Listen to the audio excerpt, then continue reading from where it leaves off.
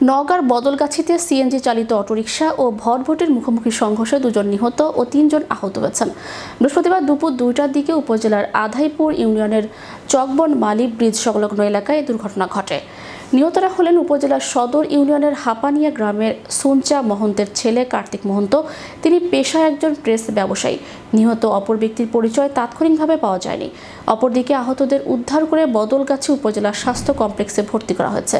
আহত ভটভটি চালক ইমরান আলী বলেন, আমি গাড়ি বোঝাই করে তুষ নিয়ে গোবরচাপা অভিমুখে যাচ্ছিলাম। এ সময় জয়পুরহাট থেকে ছেড়ে আসা সিএনজি ঘটনাস্থলে পৌঁছলে ভটভটিকে ধাক্কা দিলে আমি নিয়ন্ত্রণ হারিয়ে গাড়ি সহ পাশের খাদে পড়ে যাই। তারপর কি ঘটেছে আমি বলতে পারবো না। রাস্তার লোকেরা আমাকে উদ্ধার করে হাসপাতালে ভর্তি করে দেন। প্রত্যক্ষদর্শীরা জানান, সিএনজির অতিরিক্ত গতির কারণে এবং চালকের ভুল পথে চালনার ফলে সংঘর্ষের ঘটনা ঘটে।